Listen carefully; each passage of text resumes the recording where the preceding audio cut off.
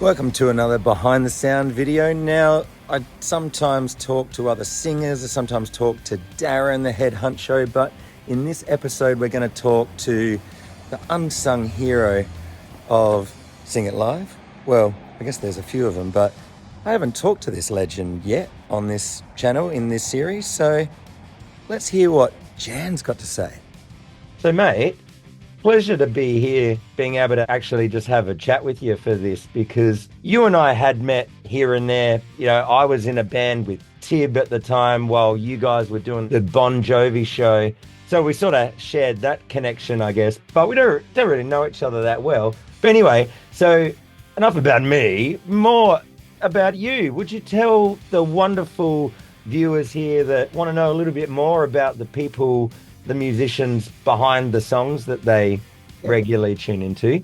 Tell us about yourself. First, let me say thank you for having me on your show, mate. Of course. You're kicking butt with it. Well done. So good on you.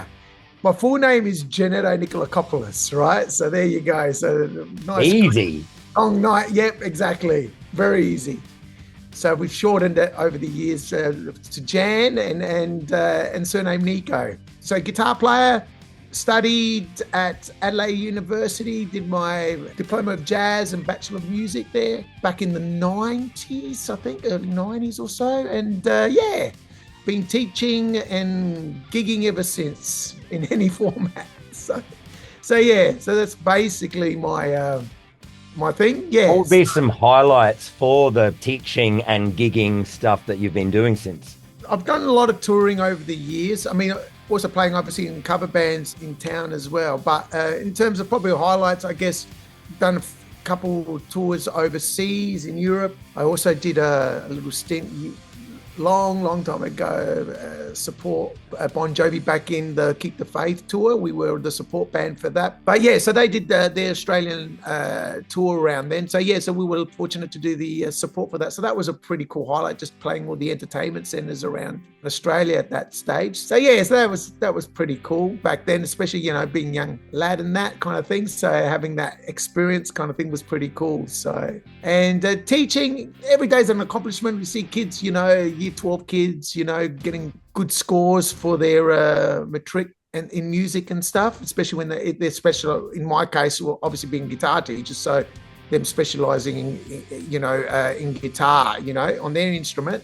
So that's pretty cool to see them, you know, do good things with that. And also seeing kids that you've taught on the scene as well. So actually pursuing it, you know, once they finish high school and trying to take it to that next level, you know, kind of thing as well. So yeah, having been a teacher myself, I have come to find that it's quite the thing that either late high school or once they leave school, it's like, what's the guitar? You know, yeah. it can happen. So it is lovely, isn't it, when you know that some of them do really keep going, or, you know, take a break and then come back to it, and you know that, you know, you've been a big part of that journey for them. Yeah, well, yeah, it's humbling. So no, it's cool and great to see, you know, when students accomplish things. So yeah. So when did you come across Darren Mullan? No, Darren over the years, like, you know, it's like with anything, Adelaide's small place, we all, you know, through the scene and stuff. I was playing in my cover band at the time, and he was playing in his cover band around the scene as well.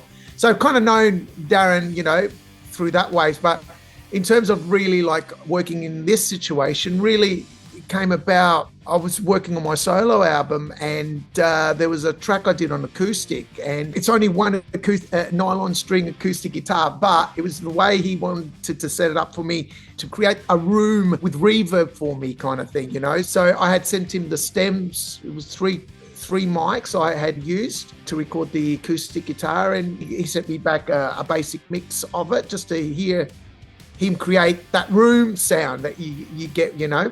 So that's how we kind of started touching base. And then obviously with what happened with the other project, got involved with that. And then obviously with the Sing It Live after and so on. So yeah. I remember when we were doing Rosanna, it was really early days. Right. And like you and I had never jammed together or played together before. occasionally you and I have got together either via Zoom or you've come over my house and we've worked out guitar parts and stuff like that, which has been really fun. Yeah. I just remember Rosanna. I remember just like it's a really hard thing to describe. There's something intangible about the connection that you either do or don't have with someone. Yeah. I don't know if you realize that you do this, mate, but it's such a little subtle thing, but you've got this nice little smile that you have out of like one side. Like, that like it's like you're really enjoying what you're doing. Yeah. Like a genuine thing. And so that kind of gives me this nice feeling of playing with you. So like I said, I don't know if you realize that you're doing it, but you are. I probably don't. A lot of the times, like, I'm probably more like got stuff running in my head because obviously when we're recording, we all got our little things, others feel more relaxed about it. For me, it's just when the red light goes on, there's just that kind of like that game on and that focus sometimes. Whereas the light wasn't on, you feel more relaxed and just do your thing. That's I'm it. always feeling, it is what it is. It's just one of those things. And so I remember feeling like, oh, this is a good connection and it's bizarre, isn't it? Because then like until the next time that we either bump into each other somewhere randomly, probably at Darren's studio, which might be months since I've seen you last or whatever, it is nice that there is that kind of magic that happens in the room, isn't it? When we're of course. Yeah. So it's nice that you pick up that I might smile that odd smile in there because I just feel like I've just got this face going on. So no, that's cool. Oh, that's too much. That's great. Okay. So you'll start it off first because I'll come at it with the.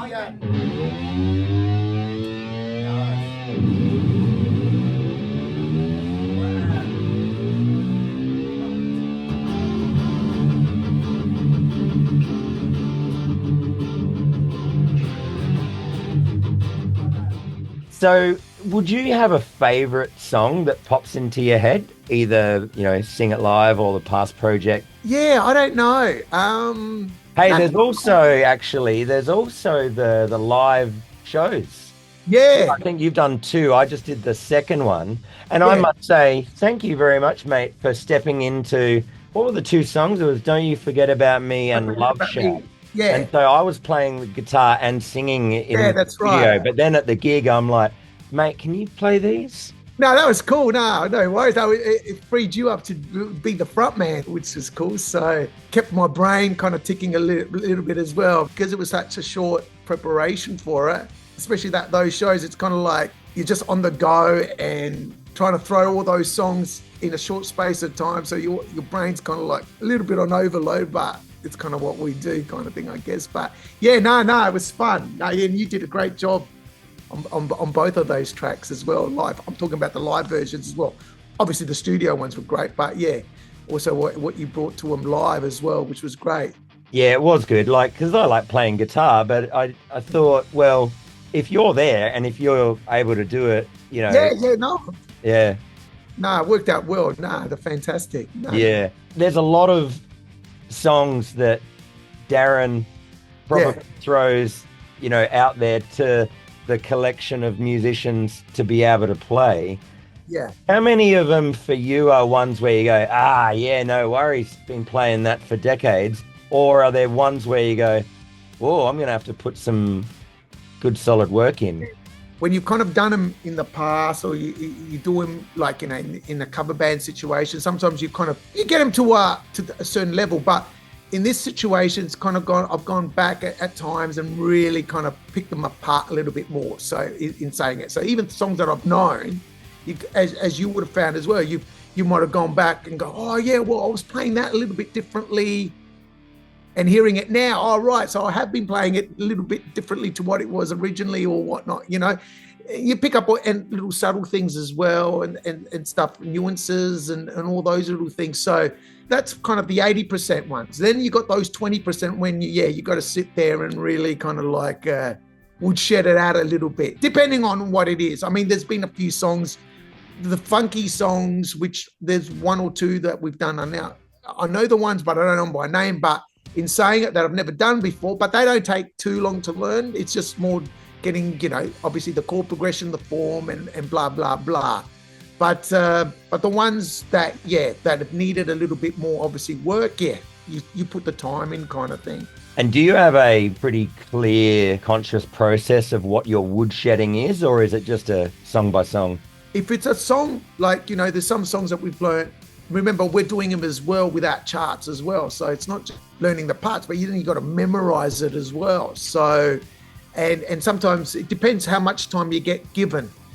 Sometimes it might be 3 days, and for a song and depending how intricate it is, 3 days it could be plenty. But when you're talking about if something's involved where you don't know, like guitar solo and all that as well, you've got to memorize it, and that takes a little bit of time. So for my process, what I normally do, I start on the lead actually first, and then I'll go back and look at the rhythm later if it's more intricate lead stuff and that. So that way it gives my brain more time to be able to memorize it. Right. I'll sit back, have a little rest, come back to it maybe in a few hours and see what I can remember once I've learnt it. And then the same process for the next day, ready for, the recording session. But that's how I normally do it. I'll spend like a night or whatever, I'll dedicate work on it. And then the next day I'll do the same again to see what my mental capacity will retain. And then you kind of like, I remembered 80% or 70%. Okay, now let's fix up that 30%. And then you try it again and then get ready for the following day, do it again. Oh yeah, great, it's retained. Then you're ready for the recording session. I thought it was interesting, actually. You said that you learn the lead first. When I'm teaching students, I'm always saying, you bake the cake first and then you put the icing on later. Yeah. That's a different situation if you've only got a few days or whatever. And you're going to guess that you're like me in that you get told by Darren, hey, here's the day and the time and the song. And you go, all right, well, sure. Well, all of my teaching and my gigs aren't going to miraculously just evaporate so that I can have all of the time in the world. That's right. Yeah. Exactly. See, a lot of rhythm parts, it depends what the song is, but generally most rhythm parts are doable, so that's fine. It's memorizing the notes and stuff, especially if you've got a busy solo. I'm not talking about something that's simple. Just learn the song, you get to that little, 8-bar or 8-bar solo or whatever it's going to be, a 4-bar, something small, simple, that's fine.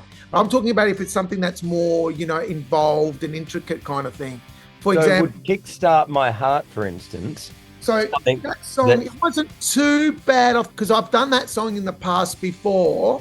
So I had a rough idea, and that solo it wasn't too bad. I mean, the actual solo, like at the end when we, the big rock ending, the big ascending chord progression at the end when we thrash out kind of thing, that's just improvised. But the extra solo that he does in it, that's fine. It's not really doesn't take too long to learn that. I'd never played Kickstart My Heart before, and like I used to joke with this particular mate of mine years ago, a drummer. We used to say the chorus has got everything.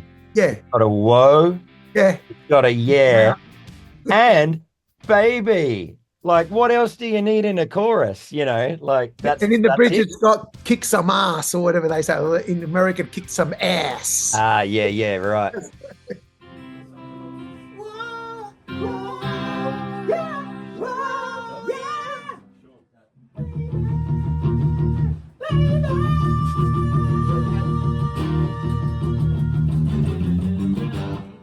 Yeah.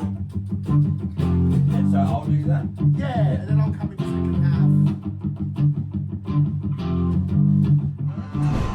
half. Hey, so Jan, what do we got here? So that's, check it out. That's rock tone. Yeah. And then if we follow this all the way up, yeah. What an action shot this is. And then we see, in an action shot, it'll be, this guy. So quickly tell us about it, Jan. How does it work? Well, basically, with this particular one, there's it's got a little preamp already built in. So what it basically does is when I play through, it sends the signal through the tube. So I'm actually hearing... So that's like a speaker sound. Speaker sound, yeah. Up through a tube. But this one is actually got the, what's it called? It's actually got a preamp in it. So, and I'll tell you why. So basically the sound's coming out of the tube, and by making shapes with my mouth, picks up on the microphone.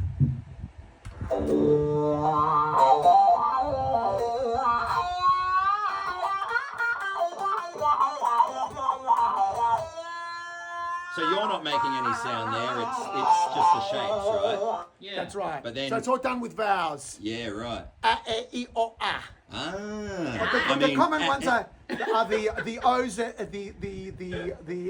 the O's and the R's are the most popular ones, and then everything else in between. It's I bizarre guess. that the X's and O's song Yeah. doesn't use it. Because the original talkbox had like 100 watts worth of sound Well, no, booming the through, you know, the it's original so loud. talkbox which I've got, which was done by the Jim Dunlop ones, they don't have a preamp, so it was. And they scream, they bash your teeth out. If you've got fillings, they'll loosen them. And they're true. So Rockin' guys who use them actually have teeth disintegrate from the sound. That's right. Using them all the so time. your fillings could be tax deductible. Yeah, Try to say that to the taxman. a work cover. Yeah. Okay, that's right. That's crazy. Yeah. I mean, there's so much. If you were listening, Yeah, because the that's right. microphone's hearing it as well, it's like him screaming. That's a really Well, loud guitar well, amp. yeah. Yeah. You know, coming in. That's coming out of that. Yeah, right. It's crazy. And so, Jan, right at the end, you say the song title, right? Yeah. But say... So. That's Say? right. Yeah, Well, you sort don't of actually say it, do you? sort of try I don't and, say it, but I did try it. We'll see how it works out. But I actually did say it with the sound, so Yeah. mix it in or whatever. So, Nice. but yeah, So I thought, I don't know, like I'm a Mötley Crüe fan, and Kickstart My Heart wouldn't have been in my top 5 songs, for instance. But it's what happens all the time when you have to spend time, for whatever reason you have to spend time, especially like learning to play something. yeah, That's a fun song to play. yeah. Really good song. I think it's in my top 5 now. Yeah, definitely. Oh well, it was one of their big hits, you know, and especially for motorsports as well. They used to use it all the time, in clips and stuff as well. So yeah, no, it's a great song. It is, for Mötley Crüe song. I like Mötley Crüe. They've definitely got a sound, and they were a big band. For me, like the songs that I really enjoyed was like Dr. Feelgood, Girls, Girls, Girls, Shout at the Devil, Looks That Kill. Oh, Looks That Kill. Yeah. Yeah, like songs like that. Yeah. Great guitar riffs, and the tempos aren't as fast. Fast, With yeah. Kickstart My Heart, you've got like, it's a great riff, but because the tempo's up, it's a bit more. Erratic. But no, it's a great tune. I liked Home Sweet Home, which was their big one. That's a good one. I would have thought that would have been one that Darren would choose because Yeah, it's the keyboard. piano and stuff. Yeah, piano. Nah, but that one and Girls, Girls, Girls, yeah, and but the Dr. Feelgood album was probably my favourite one. So that particular song, that was almost their comeback after they had gone into, rehab and stuff like that, and then they did that album kind of thing. Hence, why it sounded so good as well. Yeah, and when you've got Bob Rock there doing exactly. the production, it's not going to hurt you. So you cue him for the start of it, or whatever, right? And then he cues you for the end of it. Okay, so So boom. Well, mate, do you have anything to plug for yourself? Like, you mentioned a solo album. Like, if we're interested in checking out you with, crazy guitar nylon. Yeah, exactly. So I did it back in 2019, I think it was. So it's just a solo album called Ascension. Yeah, it's a 14-track album, just instrumental music. So a little bit of everything on there. I mean, obviously, along the lines of, if you like Joe Satriani and Steve Vai and blah, blah, blah. But there's also more like Dixie Dregs kind of country vibe. There's some acoustic as well. Little solo pieces as well thrown in between. So there's a variety in there. So if anyone's interested, it's on all formats kind of thing. So iTunes, Google Play, Spotify, I think it's on there as well. And I think it's on YouTube as well somewhere. The album's floating around. So yeah. I'll whack a link below so that people can go click. Oh, nice. Thank you so much. No, that's great. Nice. Well, lovely to chat with you, mate. Same here. Thank you for having me. I appreciate no worries. This being a music tips channel, I feel like that I'm my target market in that I always want to learn. Yeah. So I appreciate you being able to just, well, not only just now, just being able to chat, just appreciate you in general, you know, like you'll drive all the way out to my house just so we can just go over. No, that was great. That was good times. No, that was really cool, you know. Yeah.